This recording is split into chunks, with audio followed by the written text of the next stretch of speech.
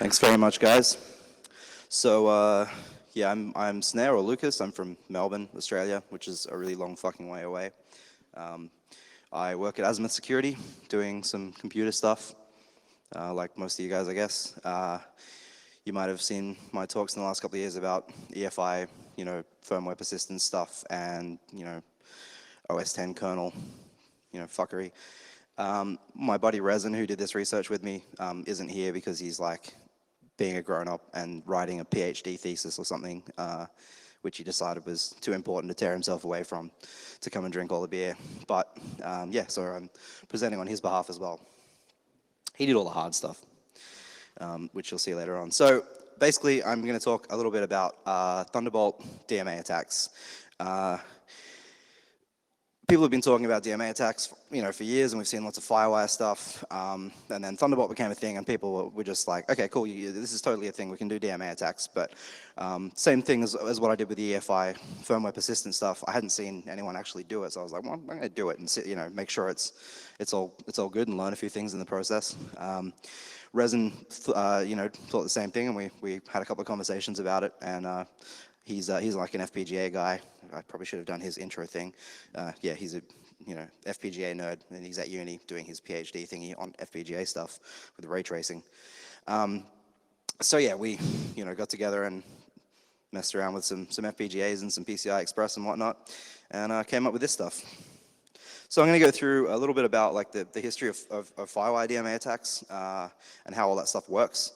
A bit about Thunderbolt and how it fits together. Some PCI Express stuff, because that sort of fits into this as well. Like what an FPGA is and how it works for those who don't know, because I sure as fuck didn't before I started this, because I'm a software guy. And how we put all that together in our approach to attacking Thunderbolt.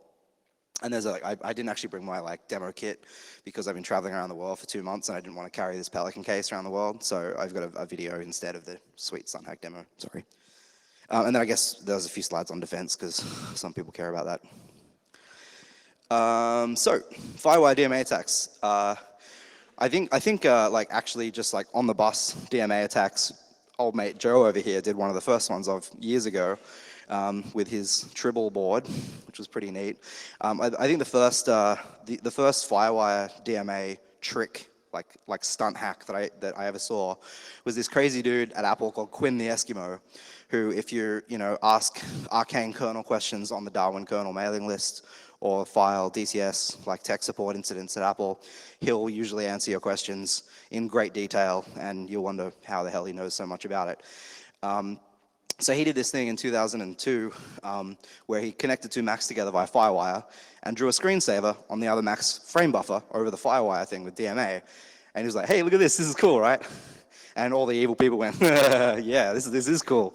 And then Metal Storm, a couple of years later, did a talk at RuxCon where he did this winlock prone thing where he connected two machines together via Firewire, wrote to, found a bit of code in the Windows winlogon thing or whatever that does the authentication routine, knocked out some shit and made it so he can just type any password in, hit enter.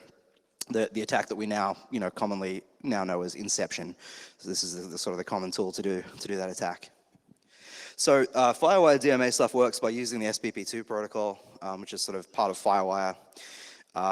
And it basically just you send a command over the Firewire bus to the chipset at the other end and say, hey, please do, like I said, some DMA reads and writes to these regions of memory, and it does it.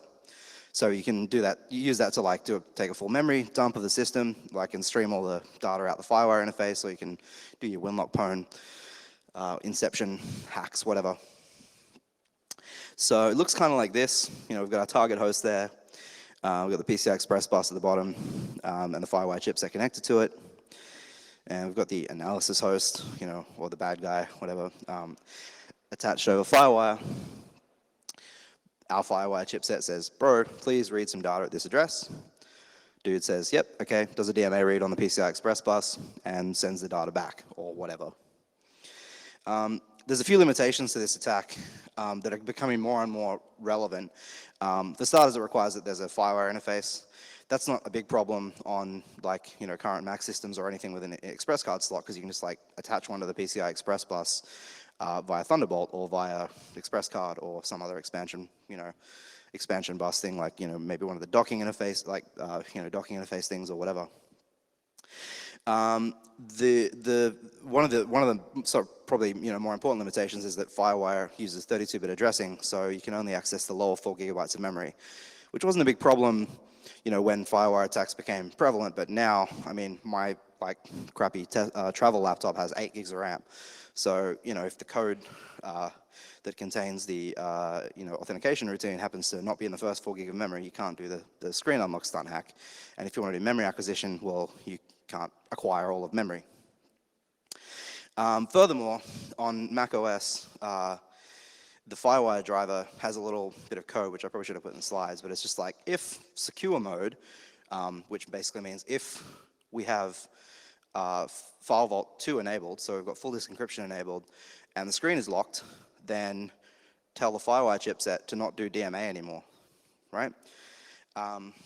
So that basically means that when the screen's locked, you can't do the screen unlock stunt hack on, I think it was like 10.7 and later or something like that. Sound right? Yeah. So that's kind of a bummer. So yeah, there's quite a few limitations that make FireWire not the best option these days for that kind of thing. So the way that Thunderbolt DMA attacks have been done thus far is just kind of cheating with FireWire. So it's just connect a FireWire adapter to the Thunderbolt port, and hence the PCI Express bus, and then you've got a FireWire chipset, and you can just do the same old attacks that you could do with FireWire, with like an onboard FireWire chipset. So it's basically the same as an onboard FireWire chipset, and it's basically subject to the same limitations as an onboard FireWire chipset. So there's only 4 gig of RAM, blah blah blah, screen lock thing doesn't work, etc. So there's probably some more stuff we can do with Thunderbolt, because it's basically just PCI Express and DisplayPort glued together, and then like some GPIO and through this like 10 or 20 megabit gigabit serial connection, right? If you look really closely, you can actually see the pixie dust there where it's all stuck together. That's like one of Intel's official marketing diagrams with the pixie dust there. So yeah, I figure we can probably send DMA requests directly over the PCI Express if we connect to the Thunderbolt port. So this is sort of what the Thunderbolt controller like layout looks like in a system. We've got 4 lanes of PCI Express. There's now more with Thunderbolt 2. Like if you've got a newer machine with Thunderbolt 2, going into and you've got DisplayPort, or going into the Thunderbolt controller. And then we've got this 20 gigabit link between the host and the device. And then at the device end, we've got another Thunderbolt controller that's probably potentially the same as the one at the host end, or it could be like a DSL 2210 or whatever, that just splits out PCI Express and DisplayPort. So you've essentially got PCI Express and DisplayPort outside of the case, the same way that you've always had, Express card, card bus, docking stuff, whatever, outside the case, which sounds like fun, right? So inside the the Thunderbolt controller itself, this is kind of what it looks like. Ignore the bit where it says Mac and PCI chassis. I stole this from Apple's diagrams, from Apple's documentation, but PCI chassis could just be like any other Thunderbolt device. So we've got a PCI switch, and then a Thunderbolt switch, and PCI Express goes in there, goes through the PCI switch, and becomes fancy 20 gigabit Thunderbolt connection, comes out the other end, and then we've got PCI Express coming out the other end. And we don't really care about DisplayPort for this because we can do DMA with PCI Express.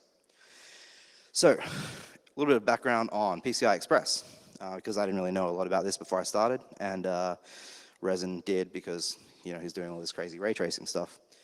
So this is normally stuff that he talks about, so it's not really my area. But so PCI Express is the main system bus, right? It's a serial point-to-point interconnect.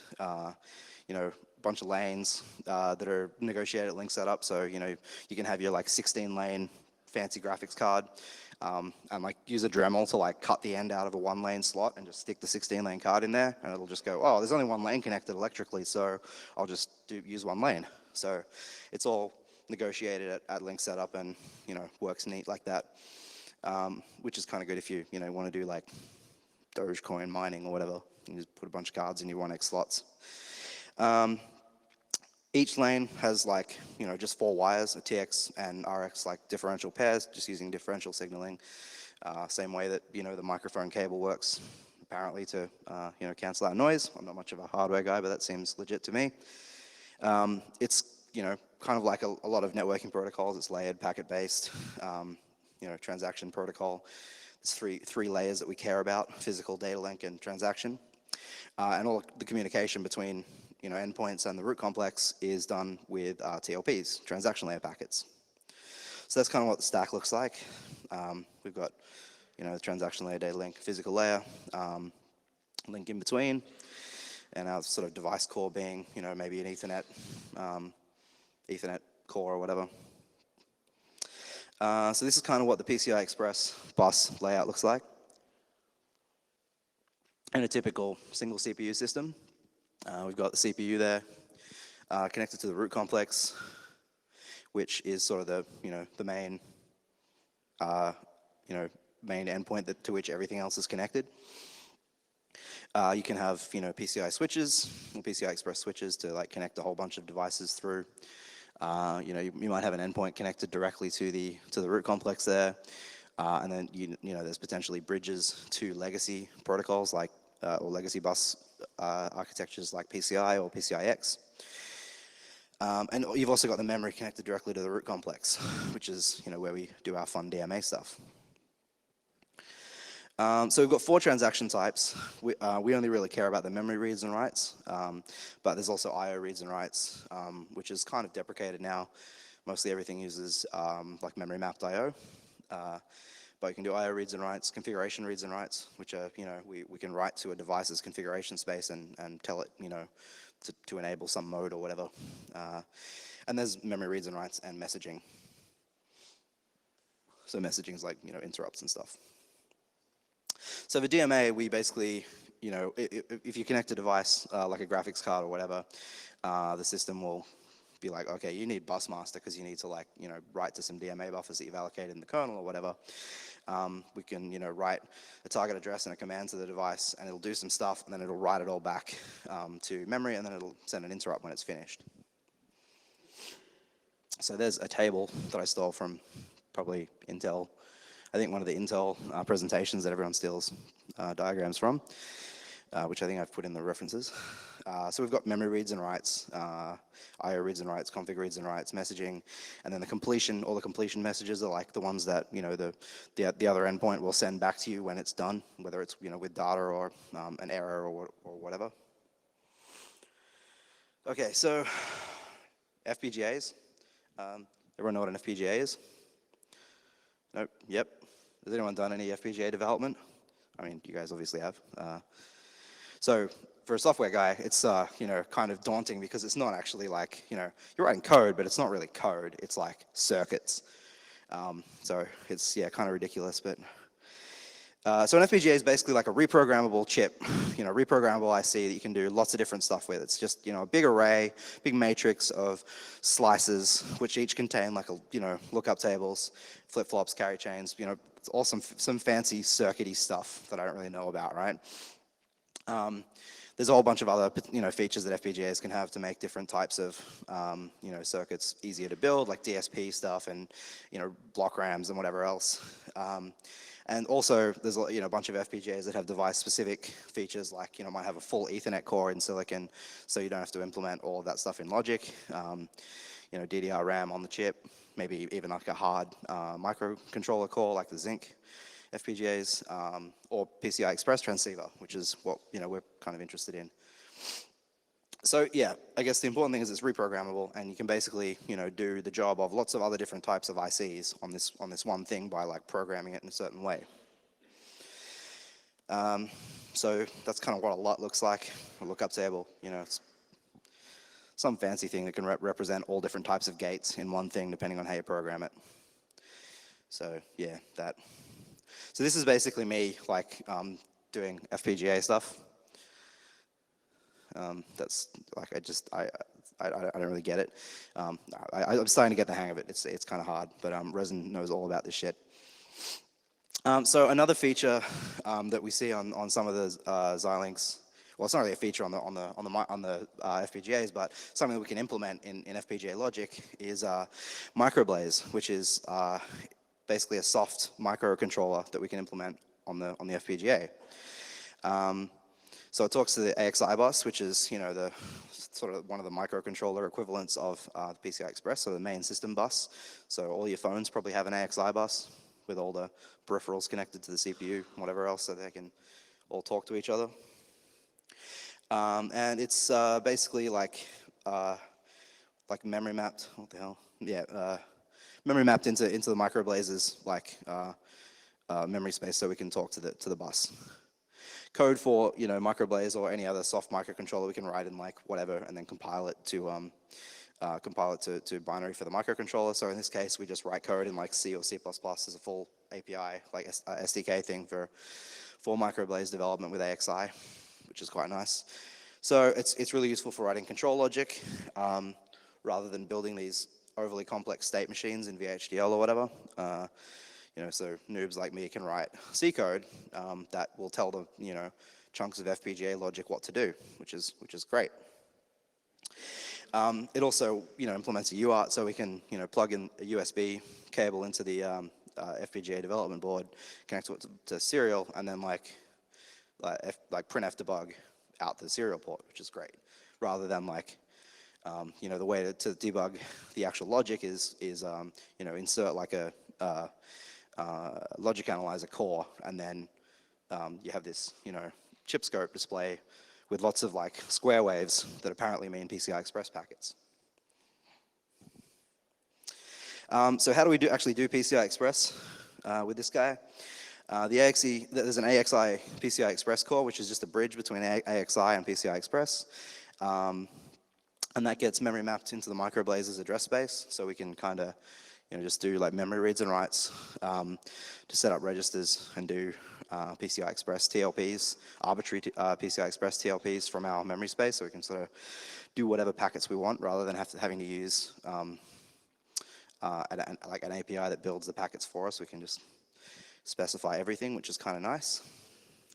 So Thunderbolt, talking to Thunderbolt from the FPGA, I use this B+ TH05 board, which has since been like scrubbed from their website. Every single reference to this board has been removed as far as I can see, except for that image which I stole from the B+ website. So for like when I got this board, about I think maybe 3 or 4 weeks later, one of their representatives emailed me and they were like, so we're recalling all of the TH05 boards, so if you could send it back, that'd be great. We'll give you a full refund, blah, blah, blah. We'll pay for postage. Cool. I was like, yeah, I don't know. I kind of need this board, and I don't really want to go out and buy like an $800 like Magma enclosure because I, was just dicking around with this and didn't have any money. So I said, like, what's actually the problem with it? And they're like, no, we don't really want to go into it, but, you should definitely send it back. We'll, we'll give you like, a couple $100 credit on our web store as well as your money back, and we'll pay for postage. And I'm like, all right, no. All right, we'll give you $500 credit. You can buy all this other stuff on our web store, and we'll pay for postage and give you your money back. I'm like, yeah, I'm just not going to return your emails now. So I asked a friend of mine at Intel if he'd heard of this company. He was like, don't know, man. So I assume that someone told them to stop fucking making Thunderbolt stuff without licensing their tech or something like that. But yeah, there's actually plenty of other Thunderbolt enclosures on the market now. So I mean, actual enclosures with you can put a video card in and talk Thunderbolt to a PCI Express card. So this is kind of what our setup looks like. We've got our target host there connected via Thunderbolt to the TH05 board, which is connected via PCI Express to the Xilinx SP605 board, which is just an FPGA development board that we bought from Avnet or whatever. It was like $500. And then on that FPGA, we've got implemented an AXI PCI Express core and a microblaze processor. So the PCI Express like transceiver is actually implemented in like hardware in silicon on the FPGA, because the FPGA that we use is too slow to talk, like, full speed PCI Express and, stuff like that. And then we've got a serial connection to our, bad guy host just to do debugging and tell it what to do and whatnot. So this is kind of what our, the layout looks like now. We've got the two hosts connected together over the Thunderbolt connection, which effectively extends the PCI Express bus out the Thunderbolt port and then back in the Thunderbolt port of our, bad guy analysis host. So now our FPGA can just do DMA operations directly on the PCI Express bus, which is great. That was our goal, from the beginning.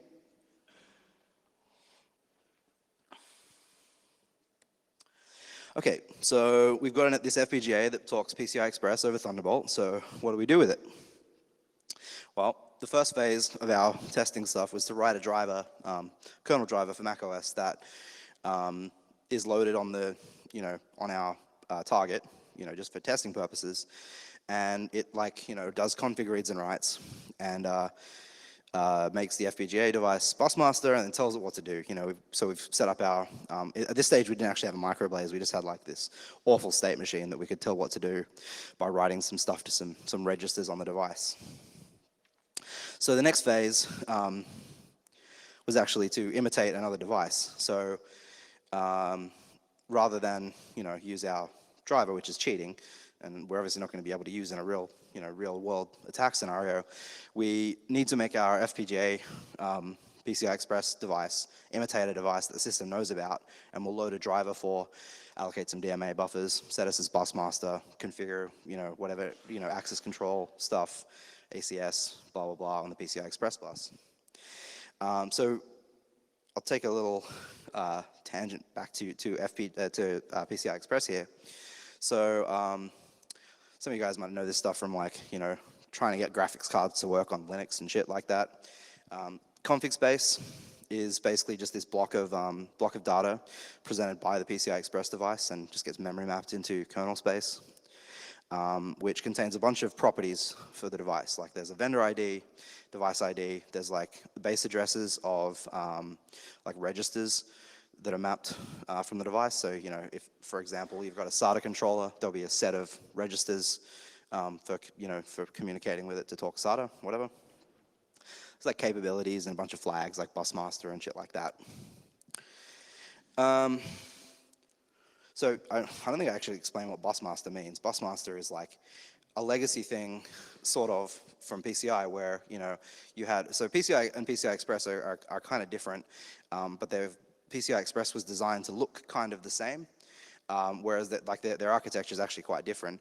So in PCI, you had to tell a device, hey, you're the boss now, you're the busmaster, and you can go and do reads and writes to memory all you want, and then when you're done, we'll switch someone else to busmaster so they can do their shit. But PCI Express doesn't really require that, but the flag is still there because they wanted the bus to look kind of the same.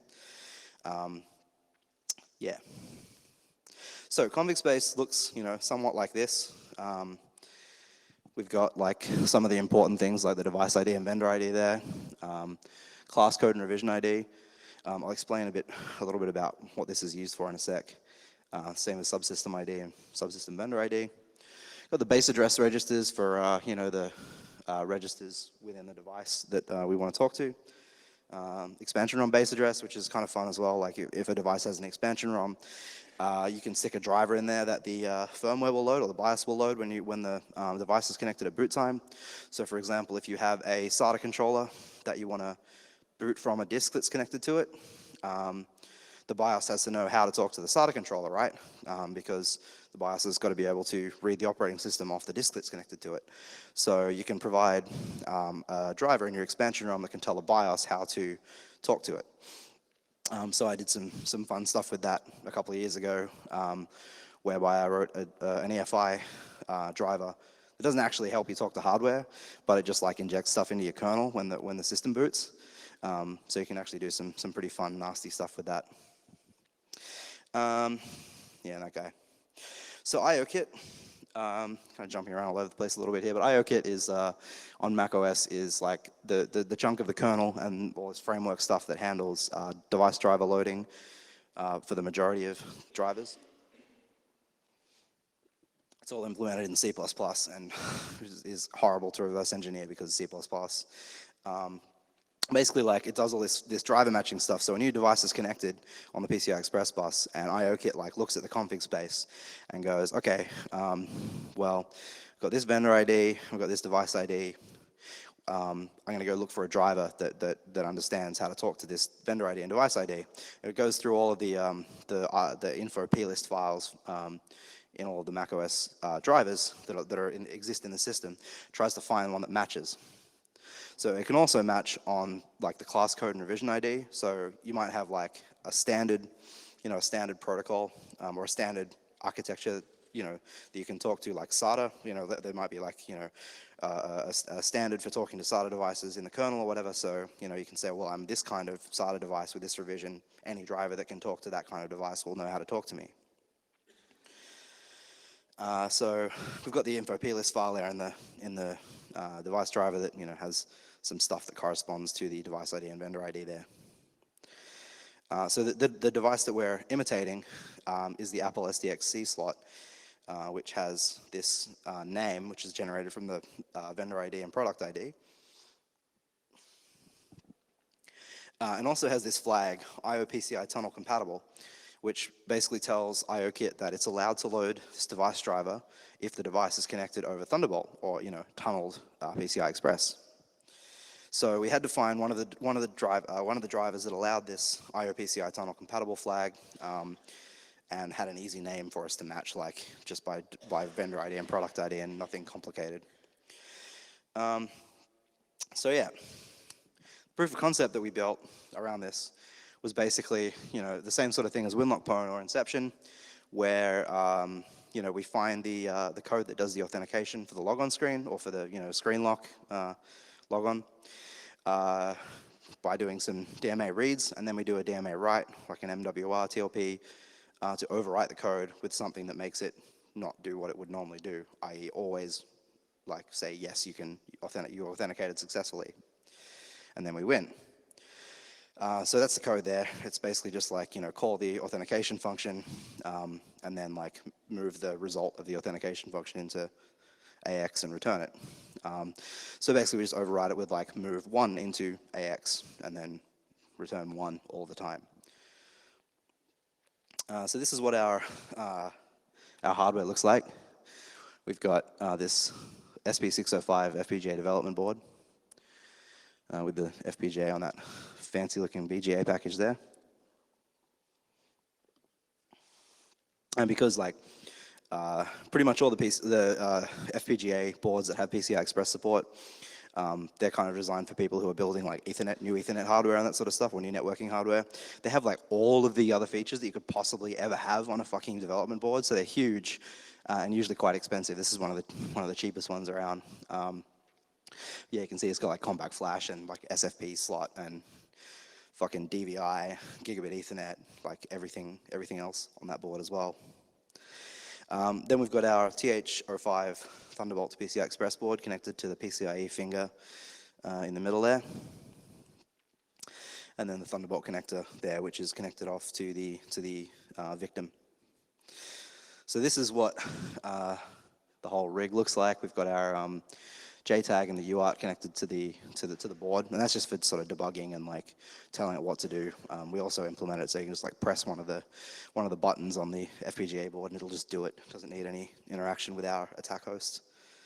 And then we've got Thunderbolt connected to the victim, and the hairiest alpaca in the world there, who's actually doing the attack because he's a bad guy and he does that sort of thing.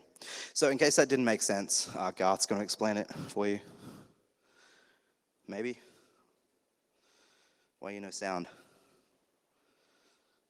Well, this is no good.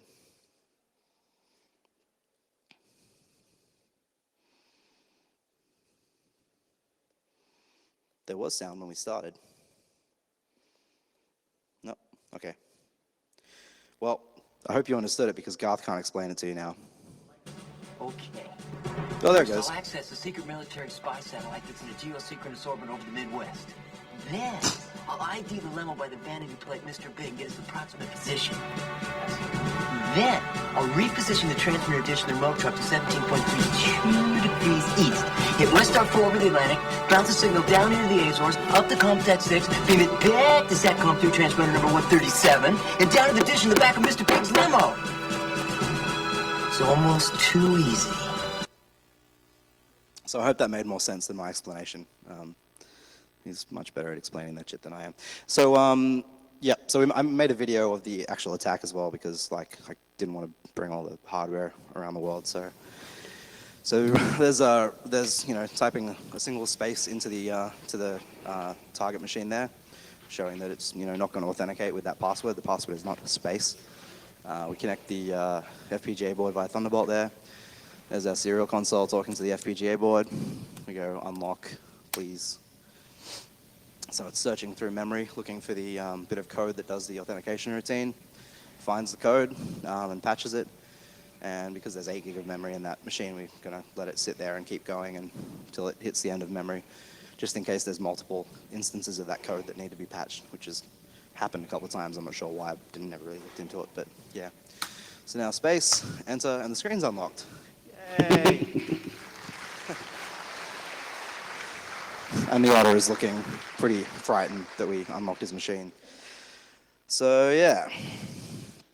So Intel, you know, figured this probably wasn't a good idea, right? Which kind of makes sense, you know, if you like security and stuff. So the options are basically like, you know, glue all your ports shut. Probably not the best option. Voodoo curse, or, you know, put some access controls on device I/O through PCI Express, which is what they decided to do. So they built this thing called VTD into all their new chips. So basically it's, you know, just access control in the PCH that, you know, when PCI Express, you know, DMA reads and writes hit the PCH, it goes like yay or nay based on access control sort of tables. It's a lot more complicated than that, but that's the basic gist of it. So it actually was designed for virtualizing I/O, which is kind of cool. So basically, you know, if you're familiar with VMware, that's how VM Direct Path works on ESXi or whatever. You can take a device and just like map it right through to a guest. So DMA requests and interrupts get remapped the same sort of way that you know EPT works for shadow page tables.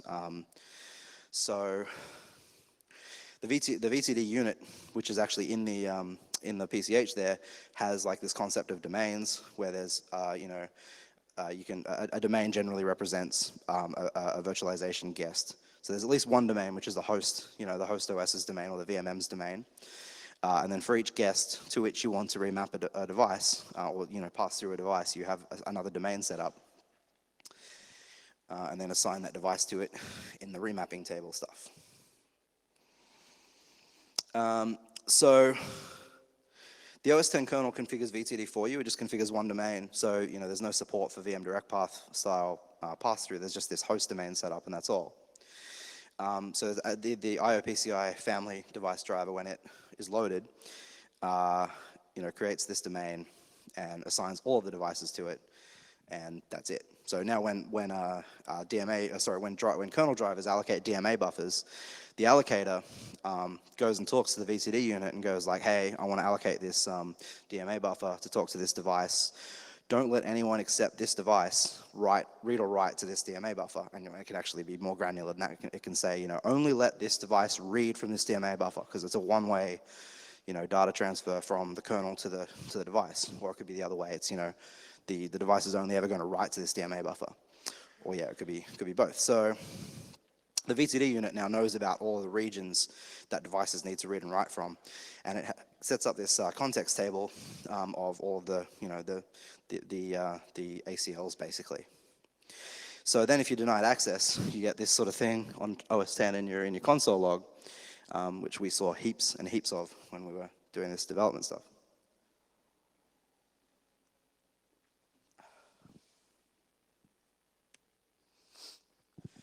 So VTD has been implemented in Ivy Bridge. So Ivy Bridge and Haswell and Forward has this tech in it.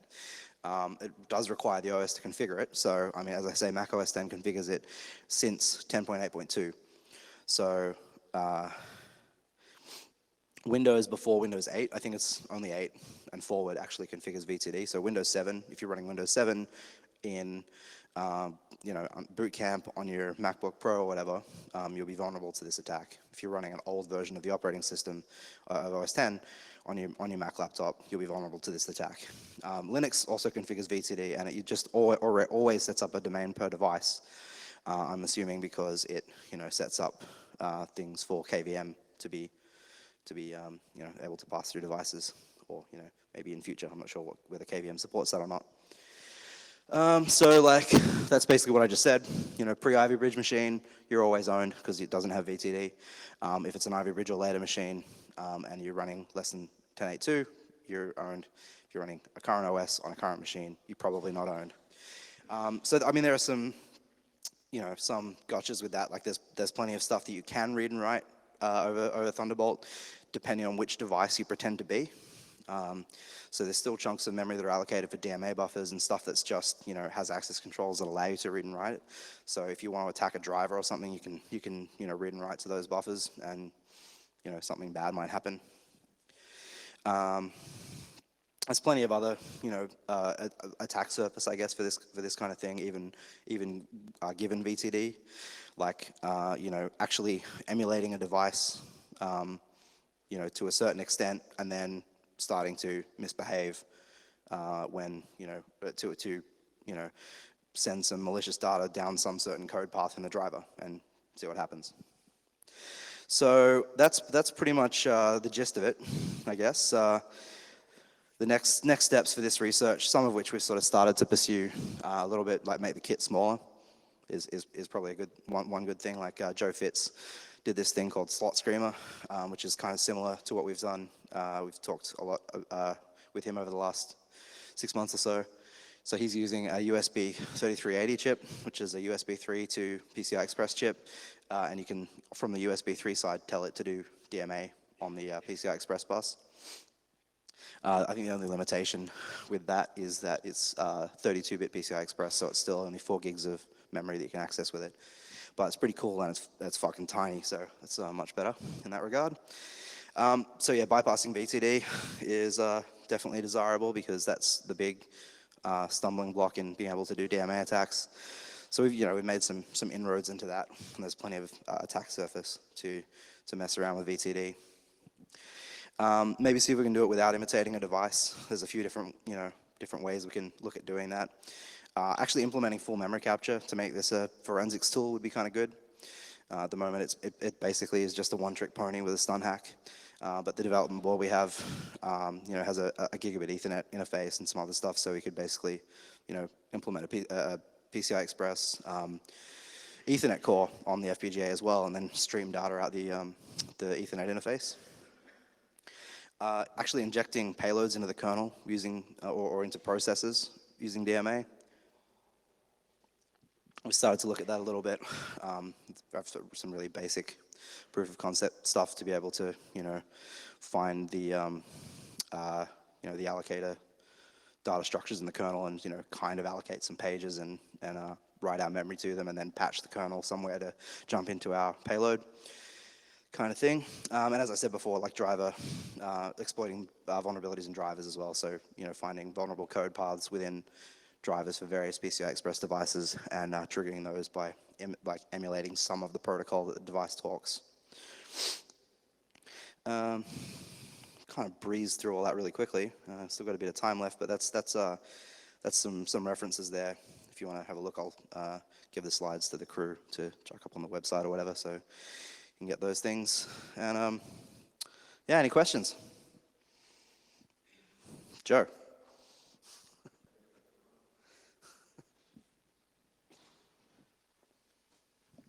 All right, this is a software question, so you might like it. It's probably a really dumb one, too. So when you're searching through the memory with your stunt hack to try to find, some address to patch for that login, what exactly are you looking for there?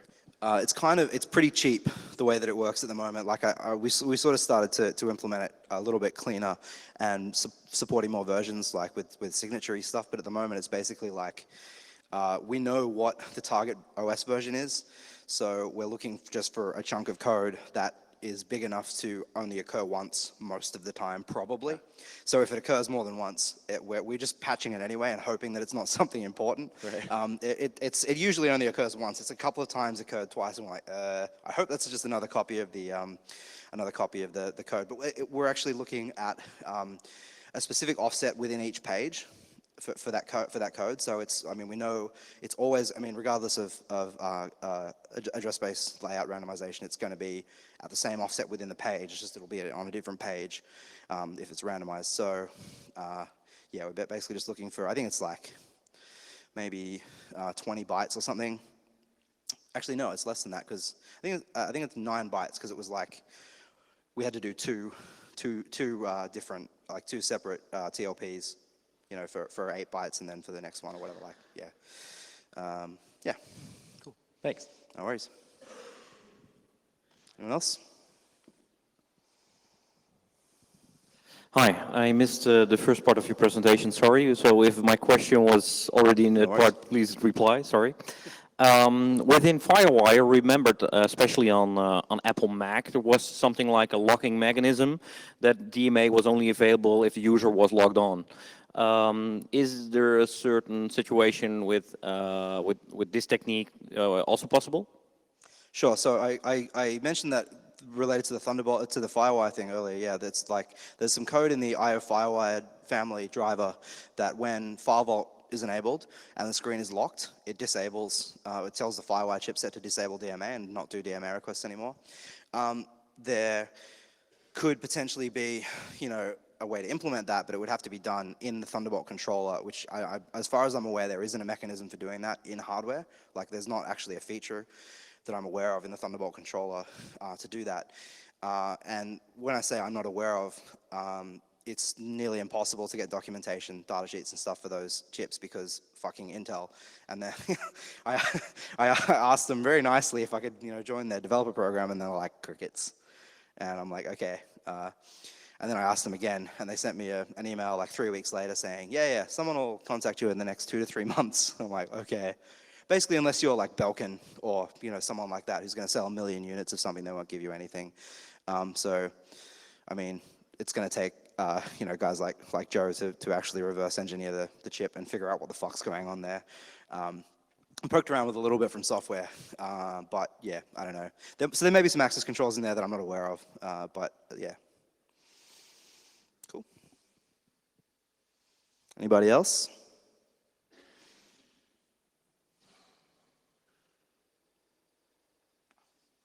Please? I ran a bit early, so ask questions. Nope. All right, thank you very much, guys.